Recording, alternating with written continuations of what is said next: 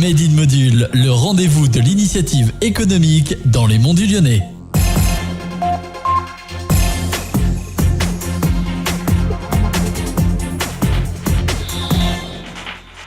Noir, vert, jaune, blanc, de Darjeeling ou de Ceylan, on lui prête les vertus les plus variées. Il entretiendrait le système nerveux, ralentirait le vieillissement, favoriserait le drainage, éviterait les caries, fluidifierait le sang. Il paraît même que ça détend. Et c'est son slogan. Le thé est aujourd'hui la boisson la plus bue au monde juste après l'eau. Pour nous en parler, nous recevons aujourd'hui Cindy Braque. Bonjour. Bonjour. Vous avez décidé de convertir les Monts du Lyonnais à la consommation de thé. Et vous avez créé votre entreprise de vente de thé par Internet, Synthé, au mois d'octobre 2015. Alors, Cindy Braque, pouvez-vous nous présenter votre entreprise Synthé ? Voilà, merci de me recevoir. Effectivement, donc Synthé, le thé qui détend. J'ai créé une boutique en ligne en octobre 2015. Je propose une quarantaine de références de thé, de tisanes, des thés noirs, blancs, rouges, thé vert aussi bien évidemment, des infusions, le tout bio et nature, donc sans ajout d'arômes artificiels, sans colorant, sans tout ça. Je propose également une dizaine d'accessoires autour du thé, tout misé sur la qualité, donc du verre, de l'inox, donc pas de silicone. Votre créneau, c'est la qualité des produits. Voilà, la qualité des produits, aussi bien pour le consommable, donc le thé et les tisanes, que pour les accessoires. Donc pas d'accessoires plastiques. Pas de plastique, pas de sachets chlorés, pas de silicone surtout. Donc la qualité, la nature et le bio, avant tout. D'accord. Et donc vous avez fait le choix d'une vente de vos produits par Internet plutôt qu'une vente en magasin. Alors pourquoi ce choix aujourd'hui ? Quels sont les avantages pour vous ? Oui, tout à fait. Donc une vente par Internet, une vente en ligne essentiellement, pas seulement, mais effectivement le canal d'entrée c'est le site Internet. Dans un premier temps pour des raisons surtout d'investissement, d'économie et de prise de risque que je ne voulais pas vraiment engager. Voilà. Donc monter une boutique Internet est relativement accessible. Techniquement, c'est un peu complexe, mais on n'a pas d'investissement à faire au niveau du local, au niveau de différentes autorisations aussi. Et mon objectif était de créer mon activité donc annexe à mon activité salariale, mais sans prendre de trop gros risques, sans engager d'argent personnel trop important. Voilà. Donc les clients peuvent se rendre sur votre site aujourd'hui, passer commande comme ils le feraient dans un magasin, payer à la sortie et ensuite vous faites l'expédition, c'est ça Effectivement. Donc il y a la boutique sur Internet, il y a différentes rubriques pour les différents types de produits. Ils passent leurs commandes, ils peuvent visualiser les visuels bien sûr des articles. Ils passent commande, ils peuvent régler donc par carte bleue, ils peuvent dire qu'ils préfèrent payer par chèque à la livraison ou au retrait. Mmh. Je propose donc également le retrait à l'atelier. Justement, il y a pas mal de clients qui sont plutôt locaux et donc qui viennent récupérer leur colis on peut venir à mon atelier. Dans votre atelier tout récupérer sa commande. Et au passage, certains clients aiment bien sentir le thé avant de l'acheter. Donc, il y a pas mal de personnes aussi qui me demandent un rendez-vous, qui viennent à l'atelier, qui viennent un petit peu sentir les échantillons. Je leur offre un petit verre de thé. Vous êtes basé à Ville-Chenève. À Ville-Chenève, exactement. Oui, tout à fait. Ok. Et donc justement, ce mode de vente, on va dire, par Internet, aujourd'hui, est-ce que c'est un mode de vente qui est à la portée de tout le monde ? Est-ce que c'est facile de se lancer sur la vente par Internet ? Alors facile, je ne dirais pas. Il faut quand même un certain nombre de notions au niveau technique, parce qu'il faut créer le site Internet. Donc soit on fait appel à des prestataires, il y a plein de prestataires qui proposent ce genre de service, mais toujours dans un but de stabilité financière, je me suis lancée moi-même. Et donc il faut des compétences à minima, j'allais dire, informatiques. Pas spécialement de développeur, mais quand même avoir des notions, oui, c'est des termes un peu techniques, HTML, il faut savoir ce que c'est une base de données, il faut faire le lien entre le site et cette base de données de produits. Oui, parce qu'aujourd'hui, c'est vous qui mettez à jour les produits, qui changez les prix. Oui, tout à fait. Donc j'achète mes matières premières, je fais mes mélanges, je mets en ligne le produit, je prends mes photos, j'assure aussi la partie graphique du site. Voilà, donc il y a cette partie-là. Effectivement, la partie graphique est importante aussi. Si on n'a aucun sens de l'esthétique, le site, il faut quand même qu'il soit vendeur. Et si on le met pas en valeur graphiquement, il faut attirer le client. Donc, c'était ma question suivante, justement. Aujourd'hui, les clients de votre boutique, Synthé, qui sont-ils et comment est-ce que vous faites finalement pour les attirer sur votre site et les capter ? Alors, il y a deux moyens. Il y a le référencement du site. Donc, il y a des techniques de référencement. Il faut s'inscrire dans des annuaires et on fait une sorte de publicité numérique, on va dire, mais qui n'est pas visuelle. Enfin, c'est des moteurs de recherche qui arrivent à tomber. Quand les gens vont taper thé dans leur moteur tisane, de recherche, bio, voilà. Page, on essaie de faire, de mettre pas mal d'efforts justement dans cet aspect de référencement pour arriver de plus en plus en haut de la liste dans les moteurs de recherche, ce qui n'est pas évident parce qu'il y a des grosses sociétés de renom qui payent pour arriver en haut, justement. Et voilà, encore une fois, le côté financier, j'essaie de limiter tous les coûts, donc j'essaie d'y arriver sans accéder à ça. Et justement, vos clients aujourd'hui, donc, qui sont-ils alors ? Ce sont des particuliers comme vous et moi et qui passent commande en direct ? Voilà, c'est essentiellement des particuliers, effectivement. Une partie, surtout les clients qui achètent des accessoires sans spécialement s'intéresser au produit thé en lui-même, c'est essentiellement des clients qui arrivent par le moteur de recherche image, souvent. Voilà, on tape TR inox et on fait défiler jusqu'à ce qu'on trouve un modèle qui nous plaît. Voilà, donc ça c'est une catégorie de clients. Donc c'est pas spécialement des personnes qui viennent de la région. J'ai des clients sur Paris, Saint-Tropez, la Bretagne. D'autres clients qui sont plus des clients récurrents qui achètent justement le thé, le produit phare, et qui accessoirement des fois achètent aussi des accessoires. C'est plus quand même des clients des Monts du Lyonnais que j'ai rencontrés sur des petits marchés, qui font partie de mon cercle de connaissances et leurs connaissances, leurs amis. Voilà, et petit à petit, on agrandit le cercle en étant. Alors justement, l'agrandissement, l'expansion de l'entreprise aujourd'hui, quels sont les projets de votre entreprise ? Alors, j'ai un projet qui me tient à cœur, qui vient un petit peu de mon démarrage et l'idée de faire du thé. J'aimerais démarcher de plus en plus des restaurateurs. Les restaurateurs, plutôt un petit peu dans le haut de gamme pour commencer, parce que je pense que proposer un thé de qualité en fin de repas est important. L'idée, c'est de vendre à des professionnels qui eux-mêmes seront capables de proposer à leurs clients une carte des thés. Tout à fait. Donc, moi, j'ai une idée autour de ça, effectivement, une carte de thé, le thé qui arrive donc en vrac dans une petite coupelle ou autre sur la table du client et qui peut voir, sentir son thé d'abord, ensuite le faire infuser et le déguster pour terminer son repas.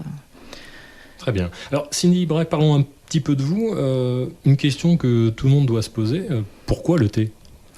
Alors le thé, les tisanes aussi, surtout. Moi, j'ai grandi à la campagne. J'ai toujours baigné dans le monde des plantes, du bio aussi, déjà toute petite dans ma famille. Et donc, j'ai cherché à créer quelque chose, à créer une entreprise, et il me manquait l'idée du produit. Qu'est-ce que j'aime, l'idée, l'envie d'entreprendre, mais sans avoir véritablement l'idée. Voilà, c'est ça. J'étais en recherche d'idées, j'avais cette envie de créer, et il me manquait justement le sujet, un service, un produit, et voilà. Un jour m'est apparue la lumière. Comment l'est apparue cette lumière ? Eh bien, justement, par rapport à ce que je vous disais tout à l'heure, mon axe de développement le plus important que j'envisage là a un lien avec mon idée, justement. Un jour, je me suis retrouvée dans un restaurant plutôt de bonne qualité, un bon repas, de bons produits. Tout allait bien, et en fin de repas, j'ai commandé une tisane pour terminer. J'aime pas le café, je précise. Et donc, quand le serveur m'a amené donc une jolie petite théière, une jolie tasse avec de l'eau tiède dedans, et un petit sachet de supermarché, on va le dire, avec un peu de poussière de thé. Quand je l'ai infusé, j'ai simplement eu de l'eau chaude un petit peu aromatisée et ça m'a déçue. J'avais un bon repas et j'ai terminé.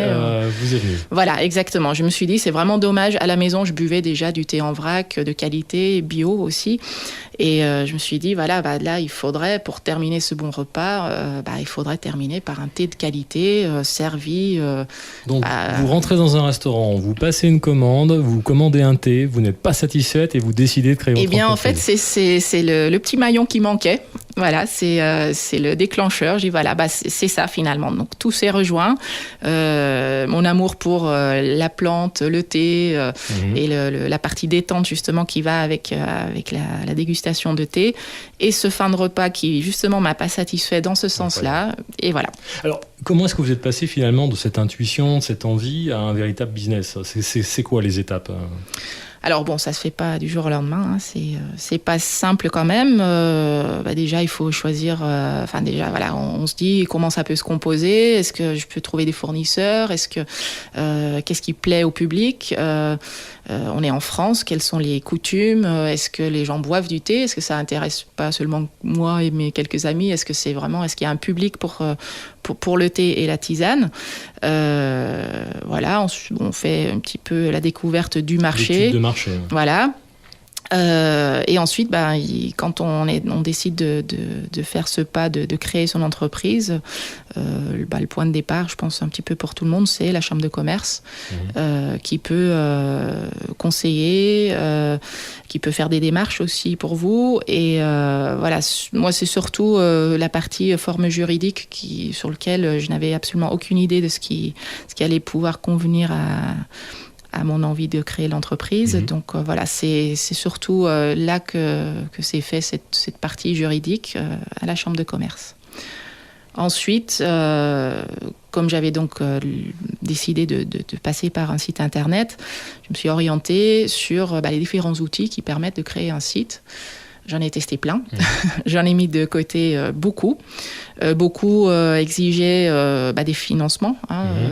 Donc mon objectif était de financer ma création d'entreprise par des fonds propres. Donc vous n'êtes pas allé à la recherche de fonds, vous vous êtes dit je vais créer avec mon capital. Avec mon petit capital, mon petite épargne. Et voilà, mon but était vraiment de rester dans un budget que je m'étais fixé. À l'époque, vous étiez salarié ? Vous l'êtes toujours ou comment... J'étais effectivement salarié, je le suis toujours. Actuellement, je pratique mon activité en activité annexe. Donc je travaille toujours dans l'informatique. Qui n'a rien à voir. Vous cumulez aujourd'hui un emploi de salarié avec cette activité complémentaire que vous espérez ensuite devenir votre activité principale. J'espère effectivement développer ça pour... Alors comment est-ce qu'on arrive à gérer cette vie, on va dire double, professionnelle et une vie sans doute familiale à côté ? Comment est-ce qu'on trouve l'équilibre ? Effectivement, il faut jongler un petit peu. Alors, je suis à temps partiel dans l'entreprise où je travaille dans l'informatique. Donc, ça aide pas mal, ça me libère une journée.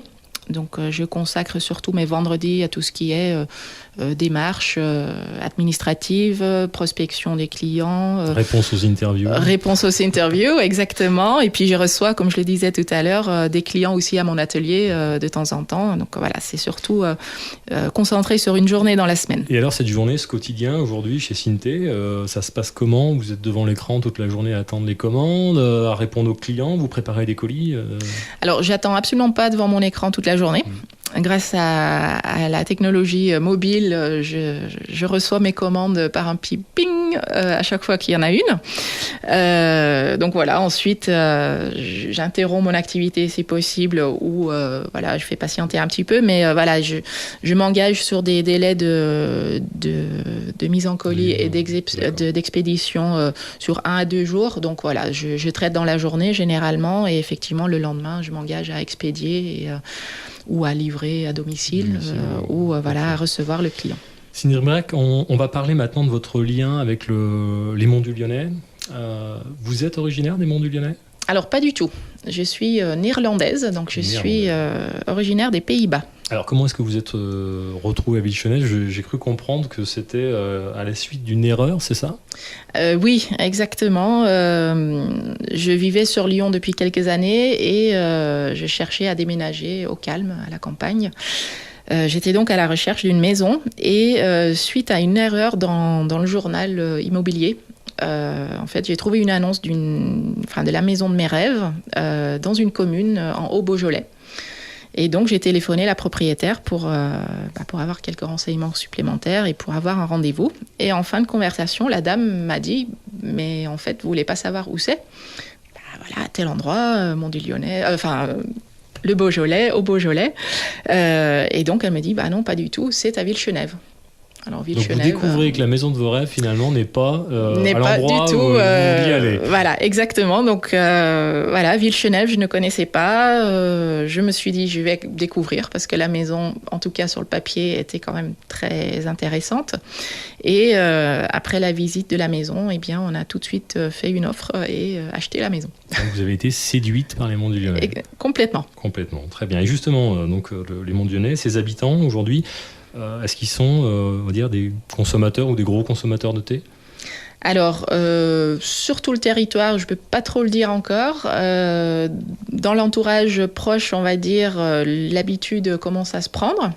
Alors, pour l'instant, c'est encore assez différent que ce qui se passe dans mon pays d'origine. Aux Pays-Bas, on boit le thé à n'importe quelle heure, on boit des tisanes toute la soirée, des litres et des litres. C'est votre rêve, ça. Ça serait mon rêve que mes clients passent à cette étape-là. Pour l'instant, c'est pas ça, mais je constate que même en France, l'habitude du thé commence quand même à venir un petit peu.